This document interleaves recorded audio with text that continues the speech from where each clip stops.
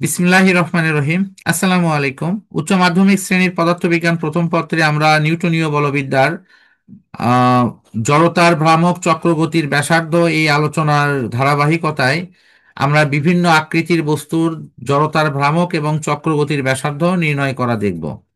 গত ক্লাসে আমরা এগুলোর ওপর কিছু সংক্ষিপ্ত ধারণা নেওয়ার চেষ্টা করেছি এবং সেখানে তোমাদের এই বিষয়গুলোর ওপর বিস্তারিত দেখানো হয় নাই, শুধু সূত্র এবং তার কিছু প্যাটার্ন দেখানো হয়েছে। আজকে এগুলোর উপর ধারাবাহিকভাবে ইনশাল্লাহ দেখাবো, প্লাস এরপরে যদি হাতে সময় থাকে অন্য অংশগুলো ইনশাল্লাহ দেখানোর চেষ্টা করব। তোমরা পড়াগুলো মনোযোগ দিয়ে দেখবা এবং যে কোনো টপিকস শেষ হলে সেই টপিকসের ওপর যদি কারো কোনো প্রশ্ন থাকে নিঃসংকোচে প্রশ্ন করবা। ইভেন পরবর্তী দিনে গিয়েও যদি কোনো সমস্যা বের হয় তারপরেও তোমরা সেটা ডায়েরিতে লিখে রাখবা এবং আমাকে প্রশ্ন করবা। প্রশ্ন করা নিয়ে কোনো সংকীর্ণতা যেন না থাকে। আমি যথাসাধ্য চেষ্টা করব ইনশাল্লাহ সেই বিষয়গুলো সলভ করার। আমাদের যেহেতু এখন বর্তমানে গাণিতিক নির্ভর সৃজনশীলগুলোই মূলত গ এবং ঘ নম্বরে আসছে, আমরা এক্ষেত্রে মূলত গাণিতিক যে প্রতিপাদন এগুলো আমাদের খুব একটা প্রয়োজন পড়ছে না। আমরা শুধু যেটা দেখব তা হলো এই যে প্রশ্নে কি বলা হয়েছে আর উত্তরে কি লেখা হয়েছে, মাঝখানে প্রতিপাদন আমাদের খুব একটা প্রয়োজন পড়বে না। আমাদের ফার্স্ট অপশন দেখব হলো সুষম এবং সরু একটা দণ্ড। তার কি হবে, ঠিক মধ্যবিন্দু দিয়ে একটা যদি অভিলম্ব গমন করে, এই অভিলম্ব কাকে বলা? অভিলম্ব মানে ওই দণ্ডের ওপরে সে একটা লম্ব। এই লম্ব যদি তোমার গমন করে তাহলে এই লম্বের সাপেক্ষে জড়তার ভ্রামক নির্ণয়।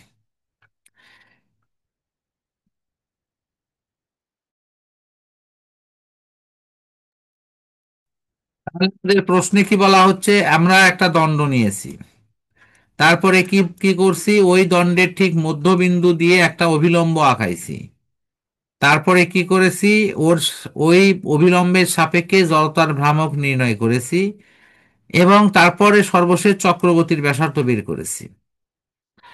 তো আমরা একটু দেখি যে এখানে জড়তার ভ্রামক আসলে কত হলো, তারপর দেখব হলো চক্রগতির ব্যাসার্ধ। তা আমরা এখানে জড়তার ভ্রামক পাচ্ছি হলো এই অংশটুকু, এখানে যেটা দেয়া আছে, অর্থাৎ আই ইজিক্যাল টু 1/12 ml²। তোমরা একটু এই দুটো অক্ষর একটু খেয়াল করো, ml²। এইটা ব্যবহার করে কিন্তু অনেকগুলো তোমরা প্রশ্নের উত্তর ইনশাল্লাহ পাবা এবং সেই প্রশ্নের আলোকে আমরা দেখব কোনোটা হয়তো 1/3 আছে, কোনোটা 1/4 আছে, কিন্তু ml² তোমরা কমন ভাবে পাবা।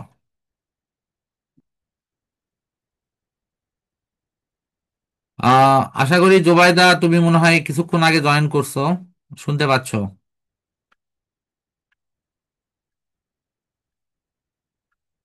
এখানে একটু জি দেখো। স্যার, আলহামদুলিল্লাহ। আচ্ছা, আলহামদুলিল্লাহ। এই যে দেখো ml², খেয়াল করছো কি, ওখানে আছে 1/12, এখানে আছে 1/3। আমি এরকম দু একটা দেখাই যাতে করে তোমাদের একটু মনে সাহস হয়। এই যে দেখো এখানে আছে 1/2। এখন হয়তো বলবা স্যার এখানে আর আছে, ওই ওখানকার এলো যায় এখানকার আরও তাই।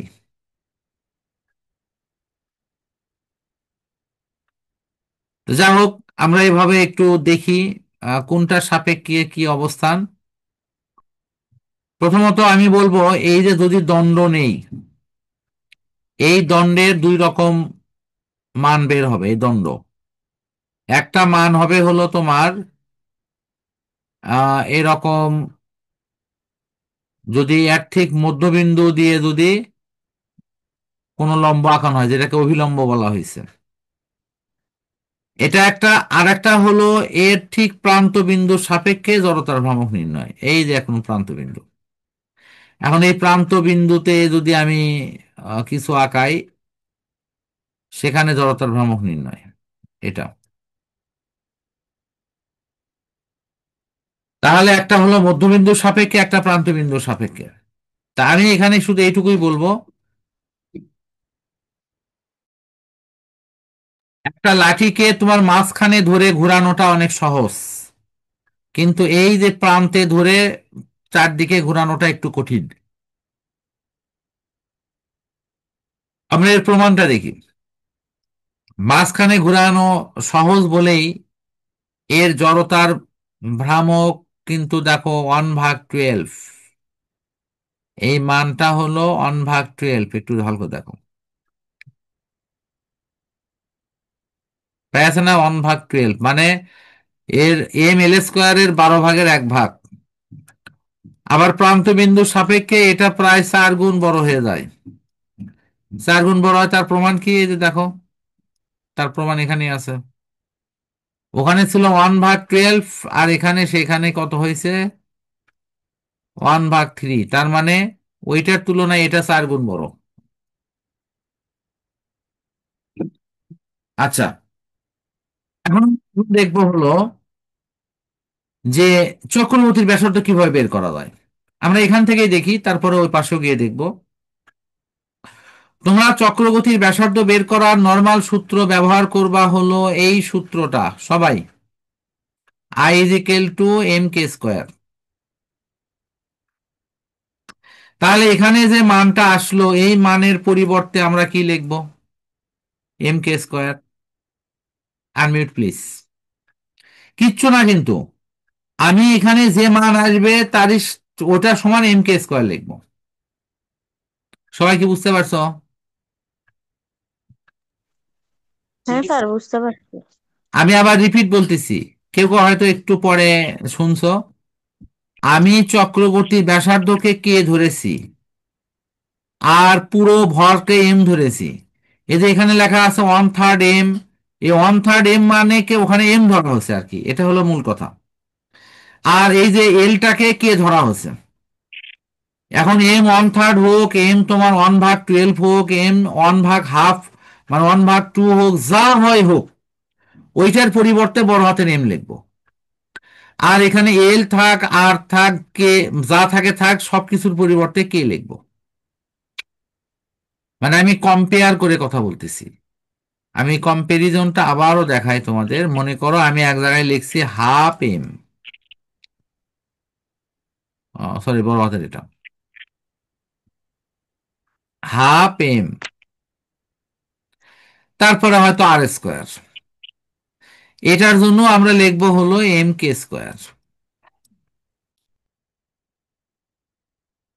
আমি যদি বলি এক জায়গায় 1/12 ml², এটার জন্য কমন হবে mk²। আমি যদি বলি যে না, এটা 1/3 ml², এর জন্য তোমার এখানে কত? mk²। সবাই কি বুঝিছো আসলে মূল ঘটনাটা কি? মানে তুমি হ্যাঁ স্যার, এই যে বুঝতে এই পারছি। যে তুমি এই যে চক্রগতির ব্যাসার্ধ বের করবা কে এর মান, এটা সমস্ত জায়গায় কিন্তু সিস্টেম এক। তাহলে তুমি যদি সূত্র পড়ো, আমি কতদিন বলছিলাম সূত্র পড়লে তোমাদের এই যে চক্রগতির ব্যাসার্ধ এটা বের করতে হবে না, এটা তোমরা নিজেরাই পারবা। সবাই কি আমার এই বিষয়টা বুঝতে পেরেছো? জি স্যার। আচ্ছা, ফাইন। তাহলে এখান থেকে আমরা কি পাবো একটু মনে করে দিয়ে দেখো, কে কে এম কে কিন্তু কেটে যাবে। তাহলে কে সমান কি হবে? আর এর মান, আর এর মান এখানে খালি বসে দিলেই কিন্তু মান এসে যাবে, বা এল এর মান বসে দিলেই এখানে মান এসে যাবে, আর কোনো পার্থক্য নেই।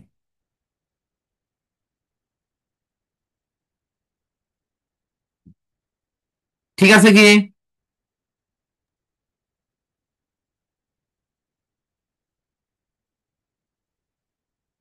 আচ্ছা,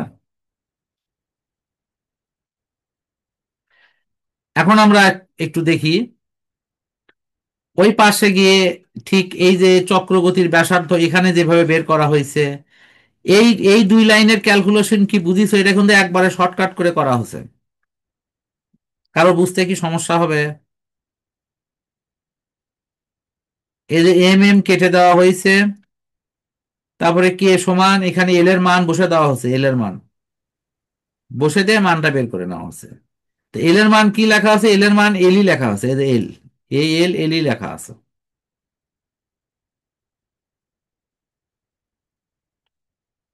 আমার মনে হয় যে দুই একজনের মনে হয় সমস্যা হচ্ছে, বলতিছে না মুখ ফাটে।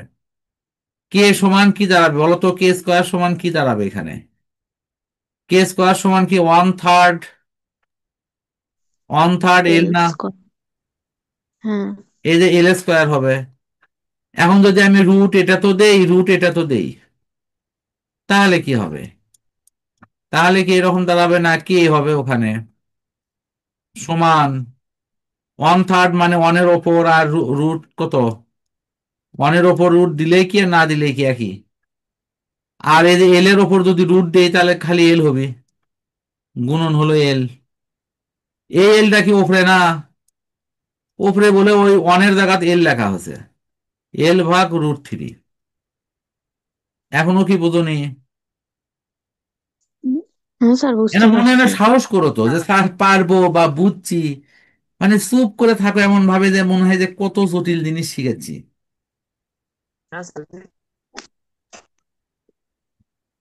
আচ্ছা, একটু ওই পাশে আসো, হ্যাঁ।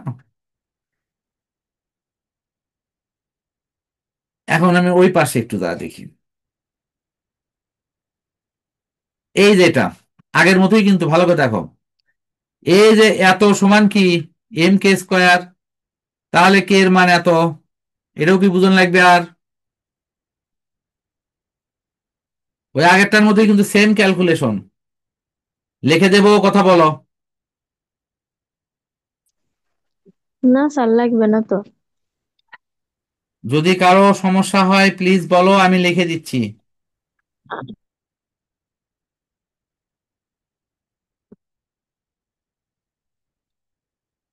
মৌনতা সম্মতির লক্ষণ, কে স্কোয়ার সমান হলো, এখানে এম এম কেটে গেল, কে স্কোয়ার সমান 1/12, তারপর হলো এল স্কোয়ার। আগে ছিল 1/3 এল স্কোয়ার, এখানেও ঠিক সেম জিনিস। যদি আমি এই এই যে এই যে এটাকেও যদি তুলে দেই, এটাকেও তুলে দেই, তাহলে নিয়ম অনুসারে কার ওপর রুট আসবে কত? খালি এটার ওপর রুট আসবে না? কথা বলো। জি স্যার। তাহলে সেই অনুসারে আমি ওয়ানের ওপর কি রুট রাখলেই কি আর না রাখলে কি কিছু দায় আসে? তাহলে আমরা খালি 12-র ওপর রুট রাখবো, 12, আর হলো এল, এল স্কোয়ার তো উঠেই গেছে। তো এই এলটা এখানে না লিখে, এই যে এই জায়গায় না লিখে, এই এলটা আমরা এখানেই লিখছি। দেখো তো হচ্ছে কি এখন এটা? এটা দেখতে হ্যাঁ কিন্তু স্যার। অনের মতো দেখাচ্ছে, ওটা কিন্তু ছোট হাতের এল।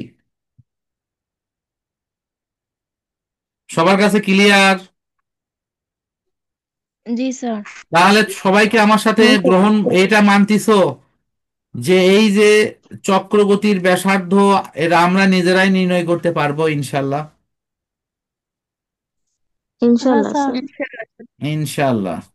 তাহলে আমাদের দরকার কি, চক্রগতির ব্যাসার্ধ না জড়তার ভ্রামক, কোনটা?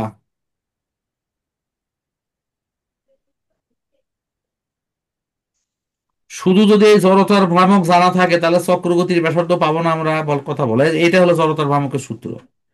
যদি এটা জানা থাকে তাহলে তো আমরা এটা অনায়াসেই করতে পারবো। হ্যাঁ স্যার। জি স্যার। কি বলো? হ্যাঁ, আমি হ্যাঁ হ্যাঁ। ওই দিন তোমাদের একটা কথা শেষে এসে বলছিলাম, মেবি তোমরা অনেকেই বোঝোনি। আর এটার জন্য তোমার দোষ দিচ্ছি না, কারণ যেহেতু আমি এই জিনিসগুলো এভাবে ভেঙে দেখাইনি কতদিন। যে আমি তোমাদের খালি বলেছিলাম যে তোমরা যদি এই সূত্রটা আয়ত্ত করো, তাহলে এই হ্যাঁ, ওটা আমি চক্রবর্তীর পড়তে ব্যাসার্ধ পারছি। তোমরা এমনি নির্ণয় করতে পারবে, এটা মুখস্থ করা লাগবে না। তো এটা যে মুখস্থ করা লাগবে না, এখন তো আশা করি সবার কাছে ক্লিয়ার হয়েছে। নাইম, কথা বলো, হ্যাঁ স্যার। বুঝতে পারছো কি? আচ্ছা, ঠিক আছে। তারপরও বাসায় ভালো করে পড়ে দেখবা সবাই। কোনো জায়গায় যদি কোনো রকম সমস্যা মনে হয়, নেক্সট দিনে আমাকে ওই জায়গা চিহ্ন করে রাখবা এবং আমাকে প্রশ্ন করবা, ইনশাল্লাহ দেখাই দেব। সবাই তাহলে আশা করি এই জিনিসটা বুঝতে পারছো, আমাদের এই প্রতিপাদনের কোনো প্রয়োজন এই মুহূর্তে পড়ছে না, সেজন্য আমরা এই প্রতিপাদন নিয়ে কোনো কথা বলছি না।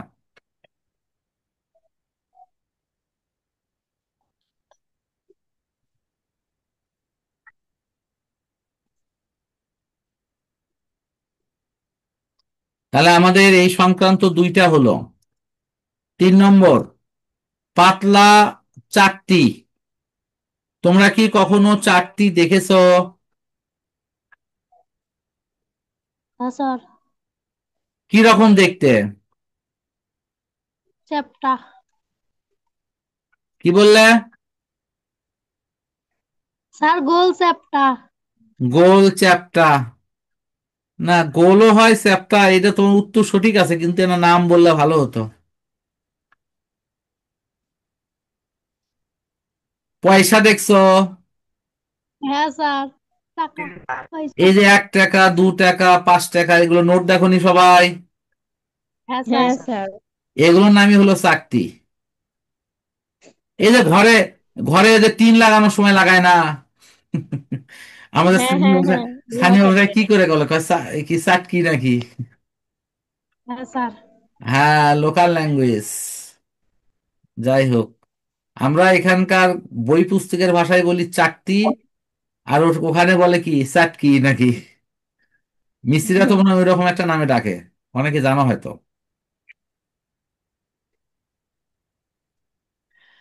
আমাদের বগুড়ার আঞ্চলিক ভাষাটা হয়তো অনেক সময় ভালো, অনেকের নাও লাগতে পারে, তবে অন্য অন্য জায়গার আঞ্চলিক ভাষার চেয়ে আমাদের ভাষা অনেকটাই মার্জিত। অনেক ভাষা, অনেক জায়গার এলাকার আঞ্চলিক ভাষা অনেকে শুনলে খালি হাসবি, যে এলে কি কি বলতেছে। আর আমাদের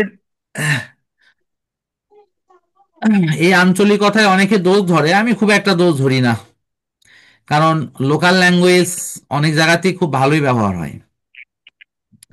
তোমরা দেখো, আহ মনে হয়, আমি আগে নাটক দেখতাম অবশ্য, এখন নাটক দেখি না, কারণ সময়ও পাই না, ওই রকম দেখিও না।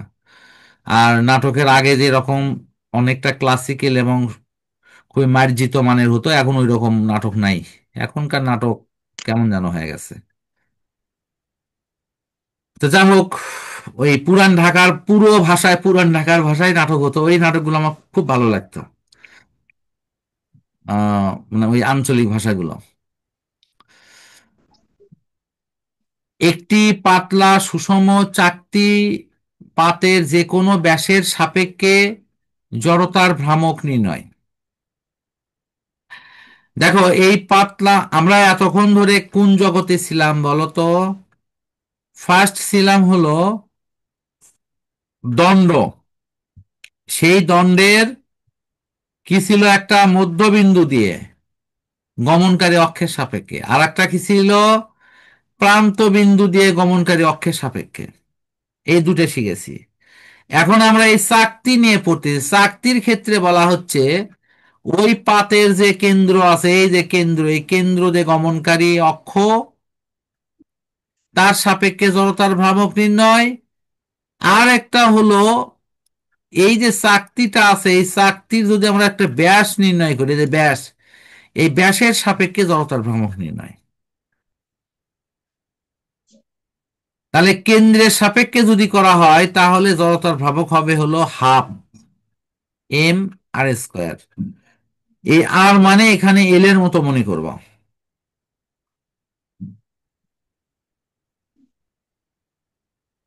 তাহলে এখানে মূল কথা হলো হাফ আসতেছে, এটাই হলো মূল বিষয়। হাফ এম এল স্কোয়ার হতো, সেখানে এম আর স্কোয়ার, আরটা হলো ব্যাসার্ধ। আশা করি সবাই বুঝতে পারছো আমার এই কথা। যথারীতি আগের মতোই আমরা এম কে স্কোয়ার সমান একে হাফ এম আর স্কোয়ার লিখবো, সেখান থেকে কে এর মান কত সেটা বের করবো। তিন, এটার এখন এই যে চাকতির 2 নম্বরটা, মানে এখানকার সিরিয়ালে 4 হচ্ছে পাতলা সুষম চাকতির যে কোনো ব্যাসের সাপেক্ষে। মানে এই যে চাকতি যেটা আছে, তার ভিতরে তো একটা ব্যাস আছে, সেই ব্যাসের সাপেক্ষে জড়তার ভ্রামক নির্ণয়। তাহলে একটা ছিল কি কেন্দ্রের সাপেক্ষে, একটা ব্যাসের সাপেক্ষে, মনে রাখবা কিন্তু এই পয়েন্টগুলো। তাহলে ব্যাসের সাপেক্ষে কত হবে? দেখো, সেম না?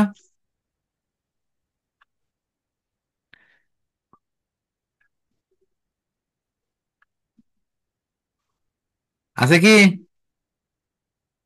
হাফ কিন্তু আমরা যখনই এটাকে ব্যাসের সাপেক্ষে নেব তখন এই হাফটাই কত হয়ে যাবে? 1/4। হাফ হলো তোমার ওর কেন্দ্রের সাপেক্ষে, আর ব্যাসের সাপেক্ষে এটা।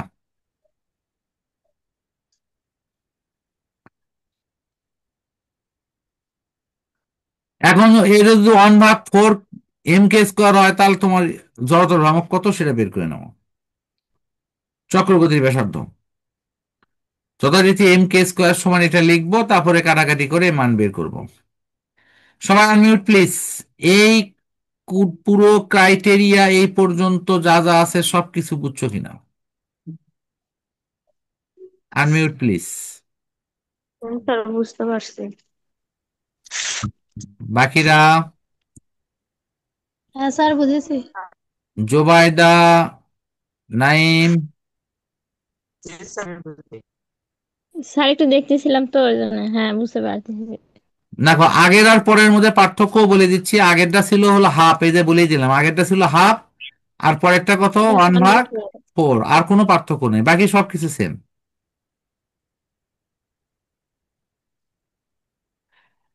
এরপর আসো, এই যে গোলাকার যে চাকতি দিলাম সেই পাতের পৃষ্ঠের অভিলম্বভাবে গমনকারী স্পর্শকের সাপেক্ষে জড়তার ভ্রামক নির্ণয়। স্পর্শকের সাপেক্ষে এটা কিন্তু একটা বিষয়। পাতের পৃষ্ঠের অভিলম্ব বরাবর গমনকারী স্পর্শকের সাপেক্ষে জড়তার ভ্রামক নির্ণয়। এক্ষেত্রে কি কি মানটা আসছে আমাদের, এটা আমাদের কিন্তু খুব ক্লিয়ার একটা ধারণা নিতে হবে। দেখো একটা জিনিস খেয়াল করো, আগে ছিল হাফ, তারপরে কি হলো 1/4, ফোর তারপরে কি হলো এটা হলো 3 ভাগ, এটা এটা যদিও বলা হয় 3/2, আমি বলি দেড়। টু দেড় মানে বোধ 1.5। এটাকে থ্রি ভগ্নাংশে ভাগ লেখা টু হয় ওয়ান হলো পয়েন্ট থ্রি ফাইভ ভাগ টু কি বলা হয়? হ্যাঁ, থ্রি ভাগ থ্রি ভাগ টু টু। টু তাহলে একটা হলো হাফ, ব্যাস হলো এত, আর যখনই চাকতির অভিলম্ব ভাবে গমনকারী স্পর্শকের সাপেক্ষে জড়তা ভ্রামক নির্ণয় তখন এটা। দেখো বাকি কিন্তু সব একাই যায়, দেখো m² দেখো m² আছে।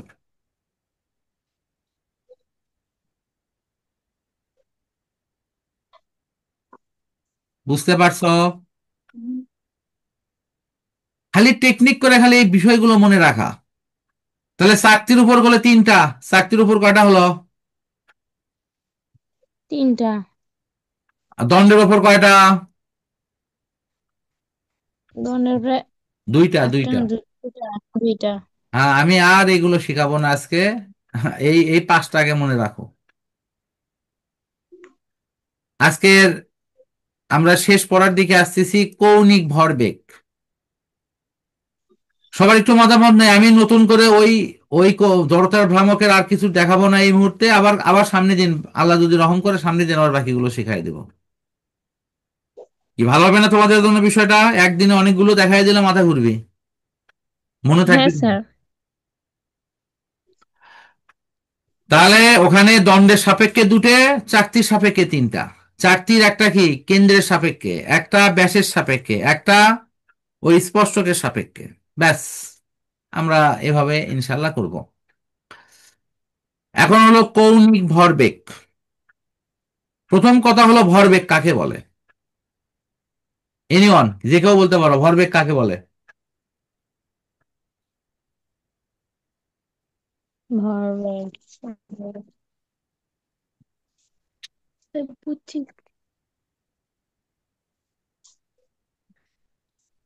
এটা তো সবারই পারার কথা, আমাকে লজ্জায় ফেলো না সবাই। ভরবেগের গুণফলকে ভরবেগ বলে কি নাইম? কিছু বলো, কিছু জাতির জন্য কিছু বলো বাবা। ভরবেগের গুণফলকে কি বলা হয়? ভরবেগ। ভরবেগ ভরবেগ। বলে। ভরবেগ বলে। কি কঠিন সংজ্ঞা নাকি? জি স্যার। কঠিন যদি বেশি হয় একটু তোমরা এই সংজ্ঞাটাকে পানিতে ফেলে একটু তরল করে নিও, তারপরে খেয়ে নিবা। কি নাইম, একটা গ্লাস পাঠায় দেব? না, নাইমের নেটওয়ার্ক মনে হয় একটু ডিস্টার্ব করছে আর কি। আচ্ছা, যা হোক, ভরবেগ আমরা সহজেই পারি, এটা আসলেই সহজ। ভর ও বেগের গুণফলকে ভরবেগ বলে। আমরা এখানে দেখব কৌণিক ভরবেগ কাকে বলে। কৌণিক ভরবেগের সহজ সংজ্ঞা হলো রৈখিক ভরবেগের ভ্রামককে কৌণিক ভরবেগ বলে। দেখো এটি লেখা আছে, কৌণিক ভরবেগকে নরমাল ভরবেগের ভ্রামক বলা হয়। তাহলে এখন তোমাদের মনে হতে পারে স্যার তাহলে ভ্রামকটা কি? এই ভ্রামকটা বুঝলেই তোমাদের কাজ শেষ, আর কিচ্ছু না। শোনো, এখানে সংজ্ঞা নানান ভাবে নানা আকৃতিতে দেওয়া থাকবে, বাট মূল ফ্যাক্ট এটা কিন্তু বুঝতে হবে। আমি এই রাশিটার কোনো নাম বললাম না, এটা একটা গোল বলে একটা রাশি। সেটা ভর হতে পারে, সেটা বল হতে পারে, সেটা ভরবেগ হতে পারে। সবাই কি বুঝতে পারছো? তাহলে এই গোল জি এটা একটা স্যার। রাশি, সেই রাশির ভ্রামক যদি হয় তাহলে এই রাশিটা কি করবে? কোনো কিছুর চারদিকে ঘুরবে। কোনো কিছুর চারদিকে কি কি করবে? কথা বলো, ঘুরবে। তাহলে কোনো কিছুর চারদিকে যখন ঘোরে তখন এই যে কেন্দ্র থেকে কি আর একটা দূরত্ব থাকে না? জি স্যার। সেই দূরত্বকে এল দিয়ে লিখি আর আর দিয়ে লিখি, আর হাতে লেখা লাগবে তো নাকি? হ্যাঁ। তাহলে যে বস্তুটা ঘুরতেছে সেই বস্তু আর এই কেন্দ্র থেকে যে দূরত্ব, সেটাকে যদি এল দিয়ে লেখা হয়, কথা বুঝছো কি? সেটাকে যদি এল দিয়ে লেখা হয় তাহলে ওই রাশিটা কি? এমভি। আমি ভরবেগ, কিন্তু ভরবেগের ভ্রামক বের করেছি। তাহলে এমভি হলো তোমার সেই জড়, কি কৌণিক ভরবেগ। অথবা আমি যদি বলি না, স্যার এটা আর দিয়ে লিখছি, তাহলে এমভি আরটাই হলো সেই কৌণিক ভরবেগ। অর্থাৎ ব্যাসার্ধকে যদি এল দিয়ে লিখি তাহলে এল আসবে, আর দিয়ে লিখলে আর আসবে। সবাই কি বুঝতে পারছো কৌণিক ভরবেগ আসলে কি? হ্যাঁ স্যার। তাহলে আমি প্রথমটা বুঝবো কি, কৌণিক ভরবেগ না রৈখিক? আগে বুঝবো রৈখিক ভরবেগ। ভর ও বেগের গুণফলকে ভরবেগ বলে। ব্যাস, এটা আমি বুঝলাম। তারপরে বুঝবো কি, যে কই বস্তুটার যদি কৌণিক ভরবেগ বের করতে চায় তাহলে বস্তুটা কোনো একটা বিন্দু বা অক্ষের চারদিকে ঘুরবে। তাহলে ওই বস্তুর সাপেক্ষে যে আমি অক্ষের দূরত্ব, সেটিকে যদি এল দ্বারা প্রকাশ করি তাহলে আমি বলবো কৌণিক ভরবেগ হবে এম ভি আর, না এম ভি এল আর কি। আর যদি বলি যে না, ওই দূরত্বকে আমি আর দ্বারা প্রকাশ করব, তাহলে তার কৌণিক অপশন হবে এম ভি আর। বল, আর কোনো জটিলতা আছে? না স্যার। তাহলে কৌণিক ভরবেগ আশা করি বুঝছো। জি। এটা আমরা রাখতেছি, কৌণিক ভরবেগ। এখন ছোট্ট একটা জিনিস তোমাদের শিখে দেই। তোমরা তো নিজেরা শিখছো যে একটা বস্তু যদি এস দূরত্ব অতিক্রম করে টি সময়ে, তাহলে আমরা এভাবে লিখি না, টি সেকেন্ডে অতিক্রম করে এস দূরত্ব, 1 সেকেন্ডে অতিক্রম করবে এস ভাগ টি। তাহলে জি এটার স্যার। সময় কি 1 সেকেন্ডে যে দূরত্ব অতিক্রম করে সেটা ভি না? কথা বলো। তার মানে হ্যাঁ। S is equal to VT.